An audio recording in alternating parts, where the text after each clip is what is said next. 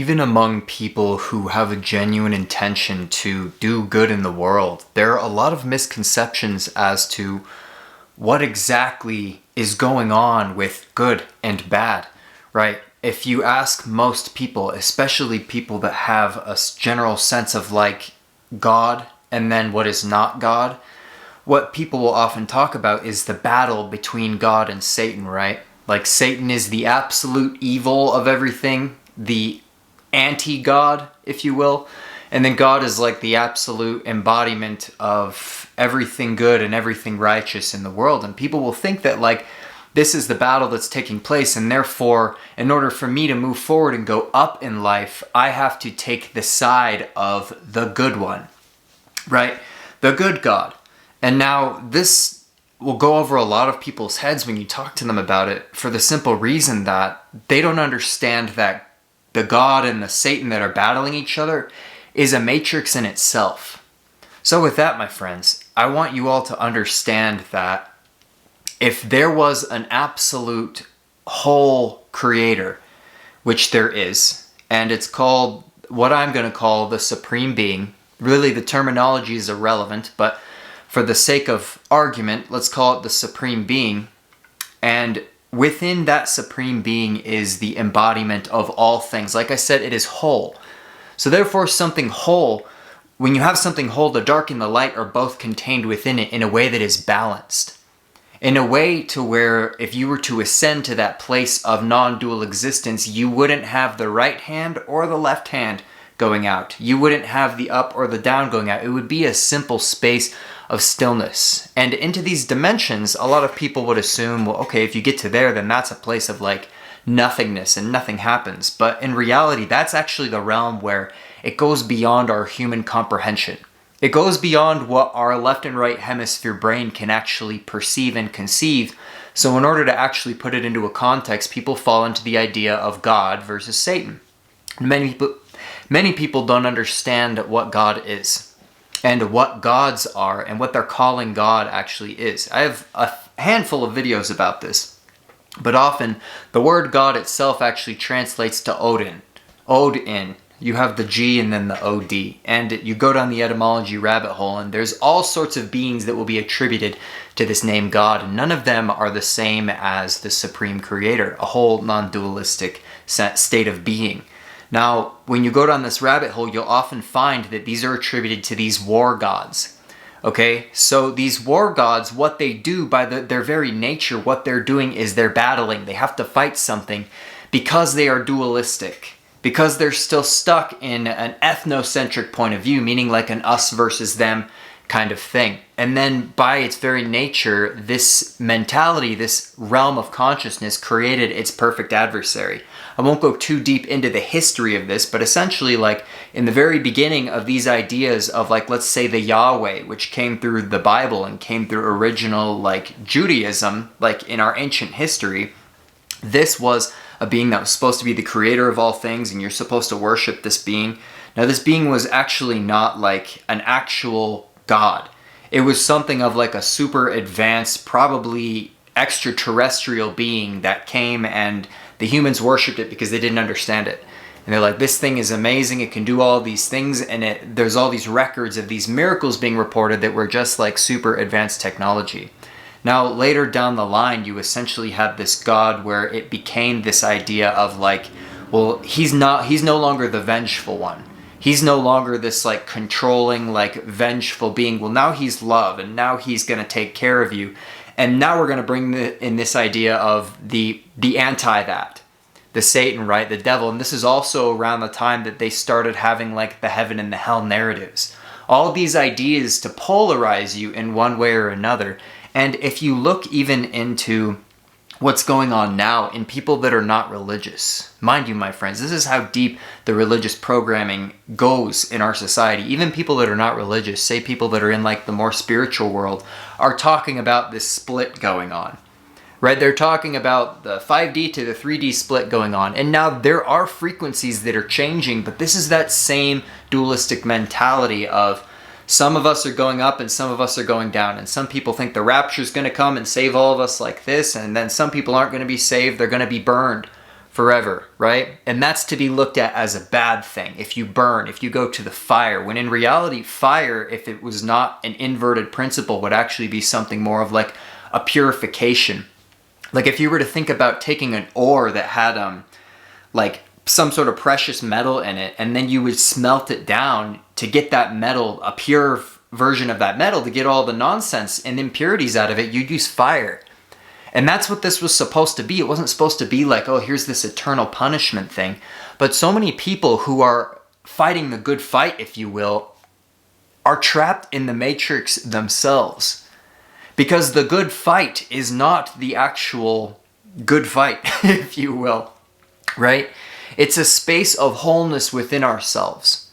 I'm not saying to not stand on principles, but if you're calling on some sort of God in order to fight the bad one, you're literally calling on two beings that are just fighting with each other. And this bad one that they call Satan is also a god, right? Let me explain that one more, because this premise of Satan has to do with like, it's the total opposite of a god. When in reality, if there can be no total opposite of that god, because there's nothing that can be like absolute evil that's the opposite of this other god, because this good god is not absolute good.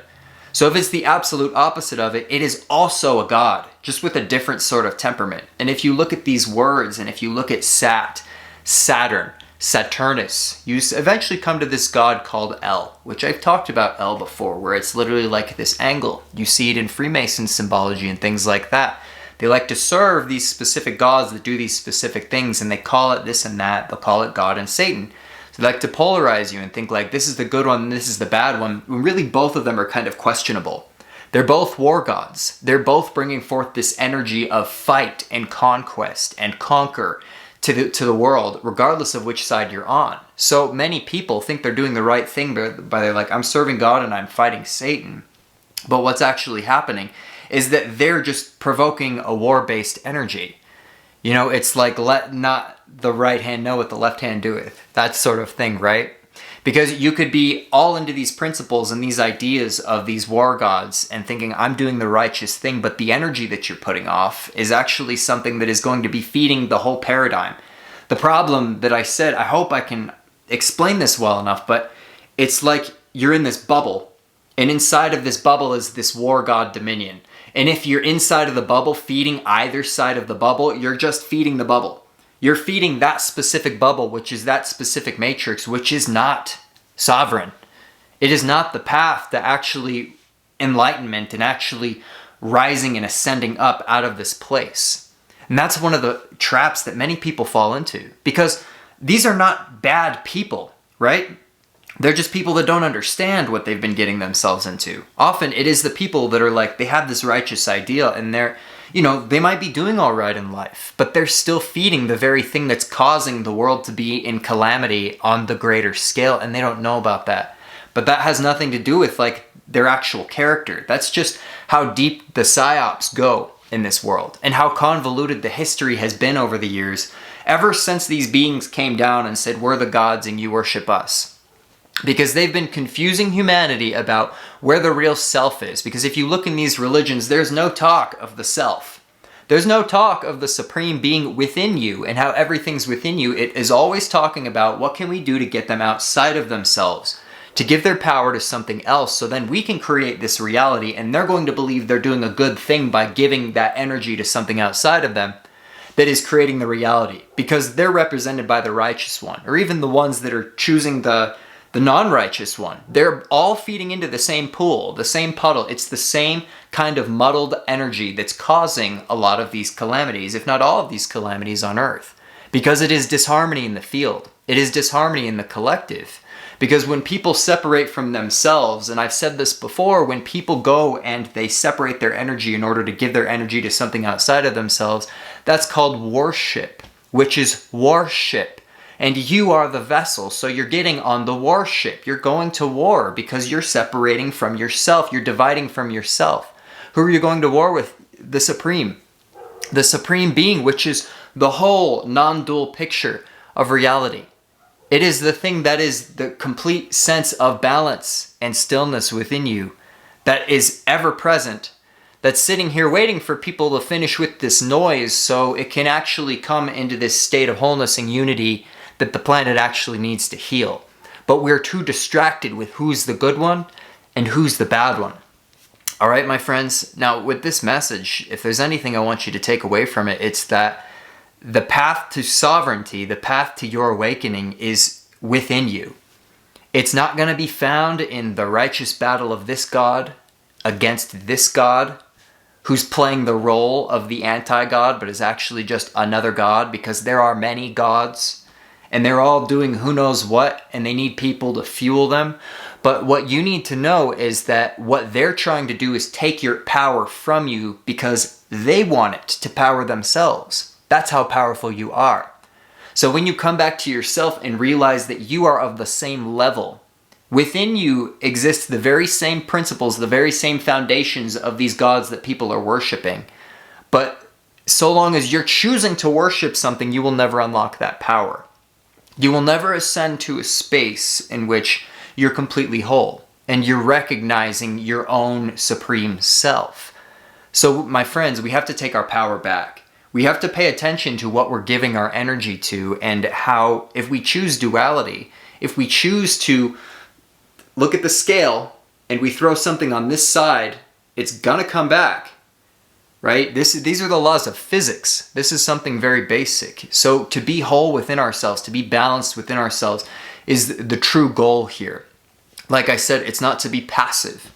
It's not to just let anything slide. You can have your opinions. You can be the person that you are, and you can fight the good fight, if you will. Because there are absolutely injustices that we need to be aware of and that we need to wake up to. But when it comes down to it, don't externalize your power. Because enough of us standing in our own sovereign power together is the most powerful thing, my friends. It's about what we're creating, not what we're destroying. All right? With that, I wish you all well, be whole, and take care. We'll talk soon.